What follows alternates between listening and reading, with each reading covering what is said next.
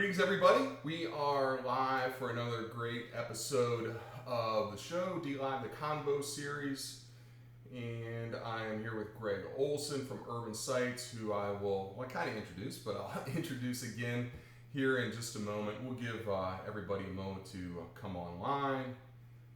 Really looking forward to this conversation this evening. Very interesting, especially in these times of COVID and what's going on with the real estate market and our small businesses that we have, the restaurants and bars in particular, and the challenges that they're facing. I'm looking forward to learning more about that. And if anybody has any questions or comments for Greg or myself, but mostly Greg, please feel free to drop those in the comments. I will keep an eye on those, and we'll shoot those over to Greg and let you know. But we've got a few people jumping online here and joining us, and so I thank you all for tuning in. If you care to share, hit the like button, that would be awesome. And then later on, of course, this will be uploaded to my YouTube channel. If you search on there, Derek Bauman, hit the subscribe button. And go back and see any of the shows in the archive. But with that, let's go ahead and kick it off. Greg, thanks, man. Thanks for joining us this evening, and it's exciting to have you here. Greg is the CEO of Urban Sites, and we want to hear about, as we do on the show, we want to hear his backstory, how he became so passionate about the urban core of Cincinnati, about historic preservation, and about providing these great spaces for small businesses and for people. So, Greg, welcome, man. Thanks for being here. Thanks, Derek. Appreciate you having me. Absolutely. So, let's just go ahead and kick it off. I'll let you run with it. First of all, we've got a couple things in common. Our great haircuts, number one.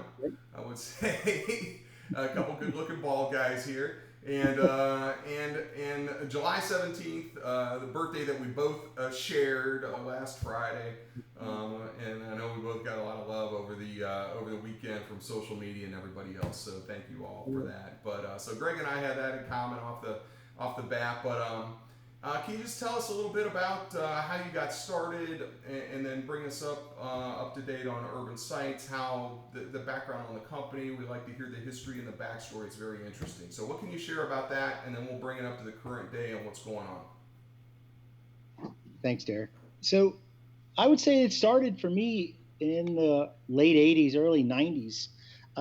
My father-in-law was really involved with Urban Sites. Him and Bill Baum were business partners. I think their partnership started in 93, but my father-in-law is Ed Hubert. Ed's passed. He died in December of 2017. But he had an immense passion for the neighborhood over the Rhine, and a lot of actually disenfranchised areas of Cincinnati. Ed had a huge passion for, and I can talk a little bit about that. But he started Urban Sites with Bill Baum, I want to say like in the 93 timeframe, but he used to drive around. We'd go and do stuff, do work with charities in the mornings, on the weekends. He'd always try to talk to me, and he'd play basketball together, and we'd do some charity work. And he'd bring me to Over the Rhine, and he'd drive around and say, hey, we had an option on this building. We were looking at buying that one. Bill and I bought this one. We're going to try to buy this one. And he would be buying them for $1,000 or $2,000 or $5,000 a piece. And he just would get really excited about stuff like that. And I remember in 91, I had just married, 93, I just had married his daughter. And I think that I graduated in 91. And he said, I want you to come down, help us out with some accounting work. And I said, well, I'm really not interested in doing accounting work. I do it full time. I'm a CPA. And he said, yeah, I love you, Bill, and I could really use your help. And so I said no, and then a couple weeks later, I was doing accounting work, which didn't really work out for me. But so I started helping him out. And the first building I did any work on was at Washington at 12th and Race, 1200 Race, where Teak now opened on our birthday. Yep. So that was the first building that I had ever done any work for Bill and Ed. Bill was the pioneer of Over the Rhine loft style living. We still are in a few partnerships together.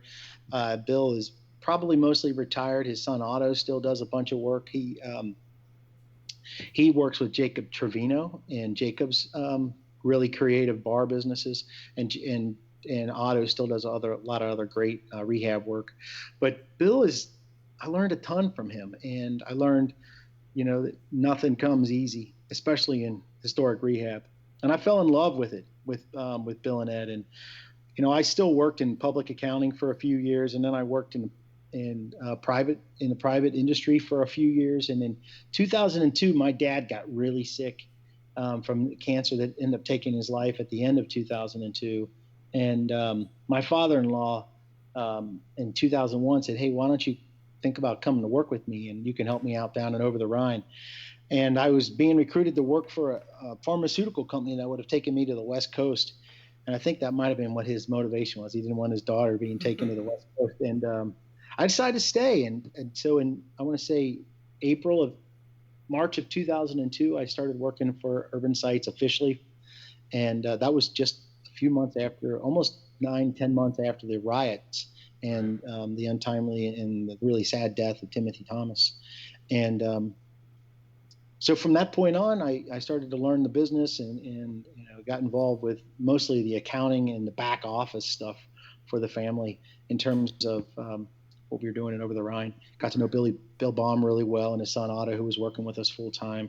So we got to do some really neat projects like the lofts on Broadway. You may or may not be familiar with it. And then there's 2 townhomes that are also on Broadway and Elliott Street. That there are 2 gentlemen that bought those buildings from us. And we renovated them. But those were some of the neatest experiences. Bill, he is a carpenter and a craftsman, and I learned a ton about putting in the time and the effort, not only learning the books but also learning what it takes to bring these buildings to life. Right. So that was just a really tremendous experience. But I would say that before I got there, they would run the financials of that company $10,000 a week. I mean, it was literally my father-in-law putting money into the business every single week to meet payroll, to help bring new spaces to life. Thank goodness for the likes of people like Jeannie Gallagher from the Cincinnati Development Fund. She put a lot of faith and confidence in Bill and Ed in the late 1990s when they were renovating a number of properties along Walnut Street, as well as on Main and Clay, so in Woodward. So 209 Woodward, which is a building right next to the parcel that 3CDC and Model are working on with Wilkeman that just was recently torn down by Ziegler. That 209 Woodward was done in, I want to say, 2000 or 2001. That's a really spectacular urban loft industrial look. One of the units in the very back of that building is 3 stories tall. Oh, wow. It looks like a treehouse. It's really quite impressive. And Bill's vision and design and style and the different materials he used. But my point being is second to none. But my point being is that without folks like Jeannie Gallagher helping us put the financing together, working with us in the city, Peg Myrtle was in charge of the economic and community development, the city at the time. So I got to know them from many days ago, and just a variety of other just great people that you probably see and see around Over the Rhine still today. Right. And let me interrupt you for just a moment right there, because I think we lose sight, a little bit with, how the course of development has gone in Over the Rhine. Back in those days, none of that stuff was a given. It would have been much easier for somebody with resources and going into property development, to go out to the burbs and build, stick apartment buildings on a cornfield, which, happened plenty. And, right. And so you had That's to have right. a real desire and a passion for investing. I mean, even myself buying the place where I'm at now in 2010, which, by the way, by that time, Peg Myrtle was working at PNC and had to pull strings to help me get on a building that they financed here where I'm at right now. She had to pull strings to help me get the mortgage, because you're buying in an empty building in a neighborhood that there's no comps, right? Because the other buildings around are worth like $1,000, and it was just challenging to do that, even for buying a developed condo. But for folks, investing and buying buildings and working under this concept that this neighborhood could become so much more than than what it had become over the years. It wasn't easy, and people were probably getting a lot of people having people tell them they were crazy for working on stuff down here at that time.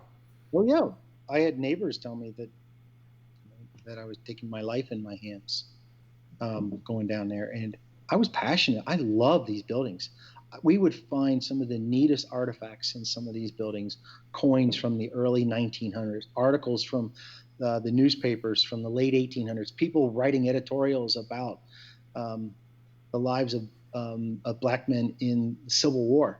Wow. Just in the things we found those articles in some of that Edison light bulbs and you name it in the Duveneck project that we did where the Senate and Abigail Street are, and Ottavola. So the artifacts and what I love the most about this, Derek, is that I feel like I am standing on the shoulders of the German and the Irish that came before us, and that's my history. Olson might sound Scandinavian. My grandparents were German and Irish. My dad's family is actually Polish. Our family name was actually Oransky when we moved here. So it's just really neat to feel like I'm a part of something so much bigger than me. And, I learned that from my high school days, Right. Men and Women for Others, Xavier University. And I've really embraced that. I learned a lot of that from my father-in-law through his family foundation. His family foundation is focused on supportive housing, helping neighborhoods who have lost quite a bit of value in their neighbors, in the spaces around them, and help bring one building back at a time. And he did that in Over the Rhine with Bill Baum, and he's done it in North Fairmount and Lower Price Hill, Spring Grove Village, North Side. He's invested in all those communities to help give them a chance to bring streets, one street at a time, one building at a time, back to life. So that's kind of how it is for me in Over the Rhine. We get to stand on the shoulders of people who came before us. We got our rear ends crushed. We after the difficult times of 2001, we didn't charge anybody rent for any of our retail spaces. We would just ask them to pay to keep the lights on. Rents were about 65 to 70 cents a square foot, which is obviously dramatically low. And that lasted till 2011, probably. Right. We did development I met 3CDC, Steve Leeper, and Des Bracey is an old name, in 2004 when we were finishing up our project at the Lofts on Broadway, which is right across from the casino now. And then we started having conversations about doing something together. We ended up doing about 100 condos, and of which 75 with 3CDC between the Lackman, Falling Wall on Main Street, Goodfellows on Main Street, the building where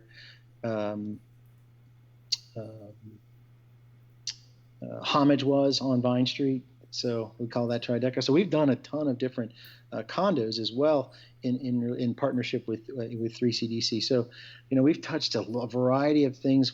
We broke even in all of those projects. So I will tell you that, it takes you 20 years to become an overnight success. We've worked our tail ends off. We've sacrificed and missed a lot of kids' events, pretty much starting in 2002. But I wouldn't change it for the world. I love that community. I love the people that I get to work with. I love the challenges and the disappointments and the successes, because I've seen it all. And, and now I'll tell you that we're working with CMHA. We're doing 2 affordable housing projects, and I couldn't be more excited about these opportunities. Us and CMHA had submitted a low-income housing tax credit application, and were awarded that in June. And that's for our project on 12th Street in Pendleton. And we are beyond excited. It's going to be family, up to 80% of area median income. It'll have like 9 market rate units in there, 56 total units. And then there's another project where we've got in the works with them as well. So we continue. We just finished. I love partnering with people. We've done some great work with the Art Academy of Cincinnati. We're just about ready to hand the keys over to them here at the end of July, where they could have as many as 110 students in the building, and it's basically creating a campus for them. And Joe Girandola and the board of trustees at the Art Academy have just been unbelievable to work with. And we couldn't be more excited. And it's created a tremendous amount of excitement for their student body and for their um, and for the school itself, because they now have everything on both sides of one street. So, And, so across from the Art Academy that's Jackson Street, am I right? yeah, that's Jackson. So across, it'll be student housing. So it can be I can go to the Art Academy and live just right across the street. Is that the concept? Exactly. Yep.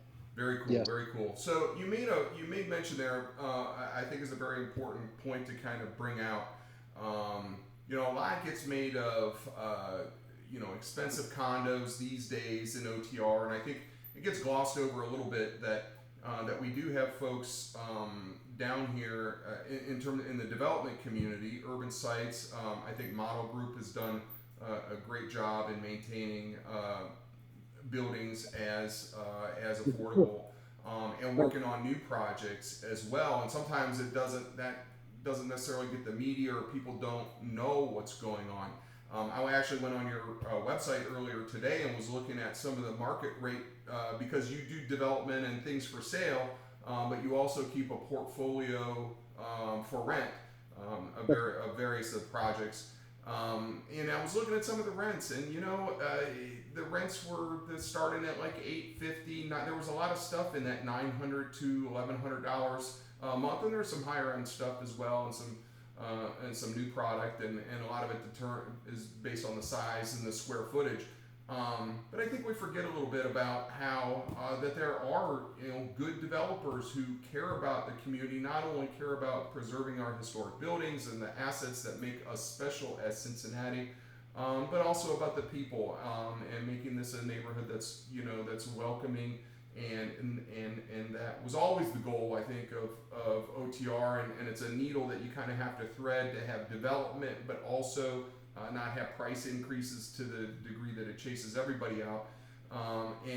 And so, not that we're batting 1,000 on this, but there are people doing good work, and we do have projects coming online. There are projects that have been maintained as affordable, and so I think it's important that that we note that you have product available today in those price ranges that people are looking to rent, and also these new affordable projects coming online. Would you agree with that sentiment? That's absolutely the case. Yeah, I would say we have close to 200 units that we've had that can meet area median income of up to 80%. A lot of the tenants that are our tenants are folks who are bar and restaurant workers, that are that are in that 48,000, I think, is 80% of the area median income. I think that's the correct number. So yeah, I feel very up to that number. So I feel very comfortable that we're putting rents in places where people can afford to live and stay. Now, not every one of our buildings works that way. It's extremely expensive to bring property to life today, and one of the most important things is economy of scale. And we need to have more density in Over the Rhine in order to make it a neighborhood that can sustain itself for Findlay Market and for a lot of the restaurants and bars, as well as just the basic retail services that we'd like to have. But I will tell you that if we can't create bigger spaces with more tenants in it, that's not possible. That is And let me ask you about that, because that's something I've been particularly concerned about. I've been a little bit disappointed with some of the development that we have seen. I'll use the example over on Elm Street, right on the streetcar route, where it's single-family townhomes, and in my view, could have been developed in a much more dense way. We also have the Airbnb phenomenon, where we have an X number of properties that aren't owner occupied, and they serve a role as well. But there are also people that have bought down here as like a second home. My French always escapes me. I speak Spanish, not French. A place to hang, crash on the weekends or whatever. And so it's not dense. It's not owner occupied, or people that are renting or that are really active and engaged in the community. And I think we've missed on a couple of those. And I was actually at Planning Commission and council testifying in support of a development by a minority-owned business developer on Race Street, bringing 15 or 19 units, and some folks were arguing against that. And one of the not everybody's, but part of the argument was it was too much density. And I'm like, this is a neighborhood that once housed 50,000 people, and maybe, and we were down to 5, and now maybe we're back to 7 or 8. But do you see, what can we do from the city perspective, in terms of, and I think parking and parking requirements are an issue, and we did something about that a couple of years ago and eliminated some of those parking needs.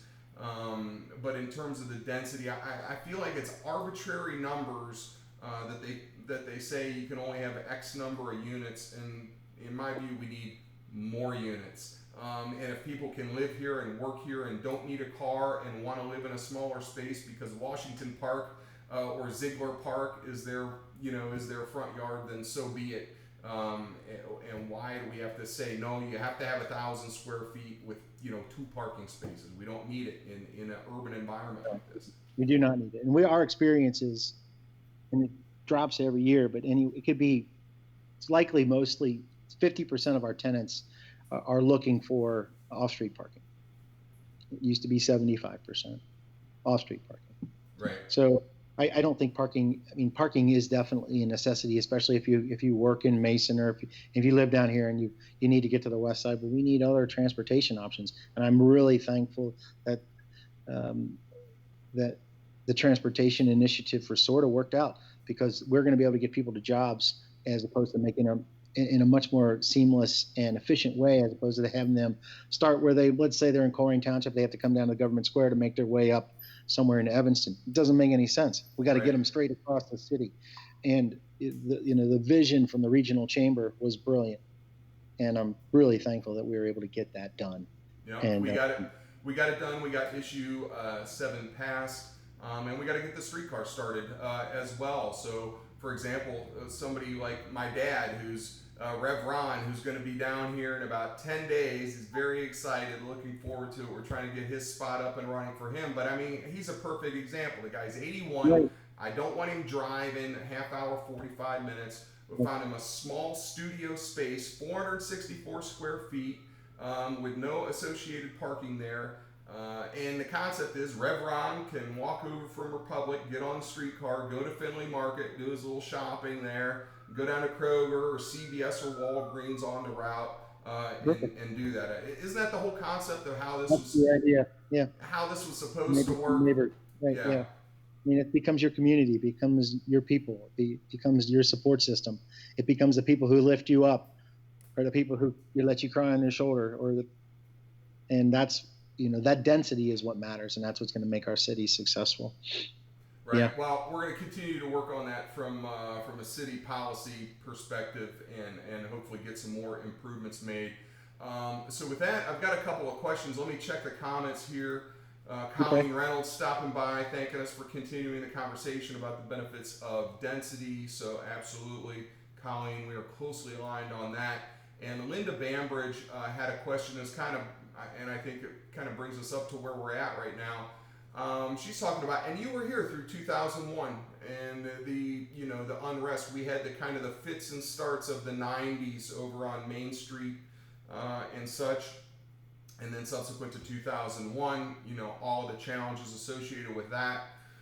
Now we're suffering under this kind of dual kind of confluence of events that's occurred between COVID. We had it wasn't even to the level of 2001, but nevertheless, we did have the protests and such down here. So I don't know how much that's impacted things, but she's asking what the effect of that was, if anything. And possible future unrest, which we don't know what that may or may not be. But what's the impacts currently of small businesses? And it just seems like there's been a number of things all kind of happening here at the same time, which has kind of presented us with these kind of challenges. So what are we looking at? What's the status right now with our restaurants? I know we're starting to do some creative things, what I think you've been a part of in terms of helping turn a parking lot into an outdoor seating area. What can you tell us about that? Yeah, so we're doing, my experience is bars are down anywhere from 30 to 70%. Bars and restaurants are down 30 to 70%. And we have 86 commercial tenants across 160,000 square feet. So I can tell you that we watch their sales. We monitor their business very closely. I am the immediate past chamber president or past chair of the OTR Chamber. Our executive committee was able to raise close to $500,000 to help restart a lot of these small businesses. And I'm not on the selection committee because that would be a conflict of interest, but I helped raise the money. And we were able to give out, I think, $380,000 or $360,000 of that amount, and we still have a small amount left to give. But these businesses are dramatically impacted, whether it's from the unrest or is from the COVID. But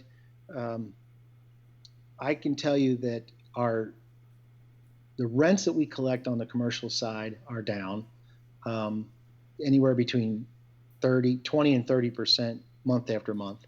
But I will also tell you that the stimulus has been decent, but it runs out at the end of July. Right. So unless Congress gets back and works out something to help extend the benefits, it's going to get significantly worse. And we need to continue to support these small businesses. And Urban Sites, we are absolutely committed to that because they are the lifeblood of the success of this neighborhood and this community. And Over the Rhine brought this entire city back to life. Over the Rhine did. And it was the vision of the Central Business District leaders that said, we need a place that's fun, that's adjacent to downtown, and it can be a place where folks can live in order to be a part of and find a way to get the best talent to stay in Cincinnati and stop leaving University of Cincinnati and going to Chicago and San Francisco and wherever, or leaving Xavier and leaving Northern Kentucky or leaving some of the other great smaller, or even Miami University and going elsewhere, but staying in our community and pouring those great minds into startups, in incubation, acceleration type businesses, and into the major Fortune 500 companies, keeping those folks here. And we've seen that. It's worked. Right. And now it's spilling out into all the other great neighborhoods, North Side, Walnut Hills, over in Kentucky. They're doing some great things. We have a big project coming up in Kenton County Administration Building with Al Nyer Group. So, you make your way to Evanston. They're having some great success. Madisonville, Price Hill, North Fairmount, lots of great communities are seeing the benefit of the success and the design of the TIF fund, the TIF programs. And there's a lot of great stuff happening in our city. We've got to keep that alive. And our family and our business is committed to that. And I know there's a lot of other great businesses that are committed to that as well. So, and thank you for bringing all that up. And I think sometimes, again, we lose sight of that a little bit. But, Cincinnati's a city that from 1951, of course, I always have to add that was ironically the last year that our legacy streetcar system ran in 1951 was also our peak population at 500,000, and it was down until roughly about that 2010 timeframe that you mentioned, and we've slowly been creeping up. We bottomed out about 295. Now we'll see where the 2020 census, hopefully everybody fills that out so everybody gets counted. We're a little over 300 now. But we've seen some of our peer cities, really kind of take off. We've kind of steadied, but none of this stuff is guaranteed. And so, in my view, if you're shrinking, you're dying. And so, 10 or 15 years ago, you talked to, as you mentioned, the young people at UC, they couldn't wait to get the hell out. To elsewhere where seemingly stuff is happening, and now there's enough to keep them here, not only for the energy, but ultimately it's about your tax base. We have a city with an infrastructure built for 500,000. We know the problem with our sewer system and that big expense. We've got a road network, which I'm trying to kind of shrink down. A grid for that, and you've got 300,000 supporting it, and we've seen year after year the challenges, the budget challenges that the city has. So, we need to be able to not only keep our young people, make it safe for small families and folks that and a school system supportive. so that people don't want to move out to the burbs, and that we can keep them and maintain these businesses and population here in the city, or we're going to be in a world of hurt, especially with these macro events. So I think some of the decisions that we make coming up in the next 12 to 18 months are going to be very important in going forward. Couldn't agree more. I don't know if that was a question. I get on my little rants, but I think that kind of ties into what you're saying. So let me ask you this, and if any of it's like proprietary information or you don't want to share, I understand. But with these challenges that these small businesses are having, and maybe they can't afford to do the rents, or you pay the rents, or you've worked with them to mitigate some of that. And then we also mentioned that we have this workforce housing where we want to enable people to live close to where they work, close to where they live close to where they work. So on the one hand, you have the businesses that are challenged, but then you have the servers and the bartenders and folks like that who may live here. And so now you're kind of getting a double whammy in terms of the challenges of the commercial spaces and then the challenges of the residential. Are you seeing that yet? Or are you forecasting that? What happens when the stimulus and the extra 600 and the unemployment runs out? So here's where we are right now, and then what do you see on your crystal ball? I just try to use the data that we have, and so we have 680 humans that live in our spaces, whether they're in Over the Rhine, Covington, or Walnut Hills, and they across 450 units, and we have 24 individuals who are on a payment plan. So I would tell you that's a pretty good number. Mm-hmm.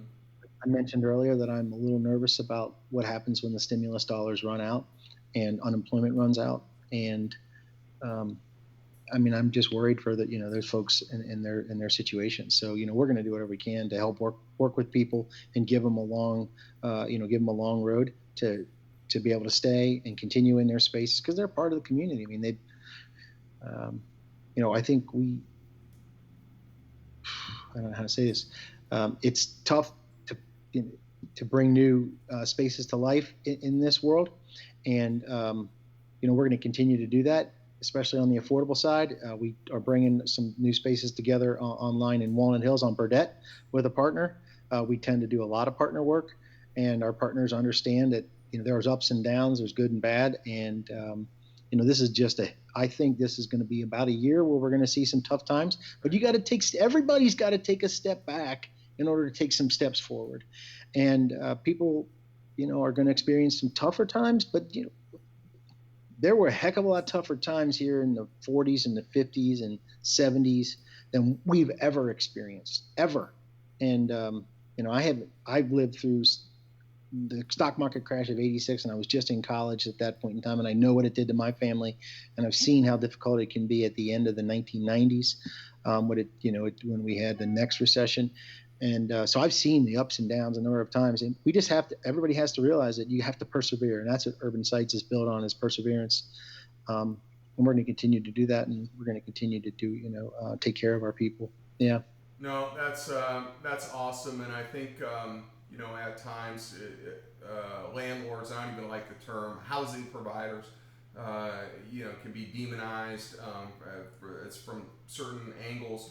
But here you have, folks are really trying to do the right thing by a neighborhood, by our historic assets and our historic buildings, and also the people. And I just think there's a lot to be said for that, for a local business, long-time business such as yours, such as Urban Sites. What do you see? What's the future hold? So I was going to ask you about, kind of focused on Over the Rhine. Moved out, you've done some projects, and you have some product now in Walnut Hills, things that are available now for rent, and you mentioned Northern Kentucky. What do you see, or what's your vision for Urban Sites, the 5 and 10 year plan? I mean, are you looking to expand the footprint, get into different kinds of things, or just stay focused in doing more? Especially if you look to the west, and you mentioned a few places where I've invested in Price Hill, and there's some good things going on elsewhere, but there's a lot of opportunity, especially in the Mill Creek Valley, Camp Washington, places like that. What do you see as the vision there, 5 or 10 years? More of the same, or are you looking other directions? Derek, we're urban developers, so we believe in the city core, and we're going to continue to look for opportunities, whether it's in Cincinnati, West End, to your point, Price Hill. Our family has been doing work with and donating money to Block Ministries, Price Hill Will, North Fairmount Community Center, Enright Eco Village. Mm-hmm. I mean, you name it. My father-in-law and my mother-in-law have been doing a lot of that, and we started in Over the Rhine, and so we'll continue to move in the areas where it's walkable. It has historic properties. It has the opportunity for infill, density, neighborhood, doing the right thing. Crime, you can go up to. There's so many great 52 city neighborhoods, one for each week of the year. You can go to Madisonville. You can make your way over to Mount Washington. I mean, there's so many great different locations that need revitalization and need a stamp of health and help. And we're going to be in Kentucky next. We're doing 133 units in the old Kenton County Administration Building and jail. We're doing that with Al Nair. That should be announced, I don't know, probably in the next few months. We're still working on our numbers, but we're doing that. We're doing some work up by Rheingeist with another partner, a guy named Richard Cook, in a project called E19. Yeah. He calls it Straight Friendly Bar, which I think is great. Looking forward to that spot, and hopefully we can be done with COVID by then, and right. And we can all that's gonna be a party up there. Anywhere we like the West End. We love Walnut Hills, Avondale. We've got about 100 units in Walnut Hills now, so yeah, we're really excited. We're bullish on all that, and there's a lot of other great developers up there too. Hopefully, the Fortis Group can bring that Anthem site to life. And Model's doing some great stuff there, and Gilbert and McMillan. So yeah, there's just nothing but good stuff, and I think on the horizon. And we have a 1.5 year hiccup. We just got to keep plowing forward, trying to figure out how it works. Yeah. No, I like it. And so with that, we've been chatting almost 40 minutes now. When you ask me how long, I go, I don't know how long. It goes however long it naturally goes, and tends to be 35, 40 minutes. And there we are. We've got a bunch of people joining us, so we appreciate all of that. Susan Bills stopping by with a comment. She says, thank you for taking an interest in Price Hill. Yeah, let me give another shout out to Price Hill. There's a lot of great stuff going on in Price Hill right now. And so anybody with an interest in development, there are great opportunities in Price Hill. So we welcome your investment up in Price Hill. And Chris stopped by to say E19 Lounge and Bar, Discotheque just got a great shout out. And yeah, we're definitely looking forward to E19. It's gonna be a cool spot. So. Greg, thank you so much, not only for joining us this evening, but for everything that Urban Sites has done, investing in our community and continuing this family business focused on Cincinnati. It's such a great asset to have, folks that are engaged, willing to invest, willing to make this a place that's welcoming, and to give everyone the opportunity to live here, and then to support the community with the in all the ways that you do. So thank you so much. We really appreciate it. My pleasure. Thanks for having me. All right, absolutely. Everyone, thank you again for joining us. We appreciate everybody stopping by. We're going to have some more great guests coming up. Again, it's not going to be every day at this point, but 7 p.m. Weekdays, I will keep you posted. We do have some more great guests on the way. And appreciate everybody tuning in tonight. So Cincinnati, as always, peace and love. Check us out on YouTube, and feel free to share this. And we'll be back soon with another great show. Greg, thank you. Appreciate it. Have a great night, everybody. All right. See you there. Good night, everyone.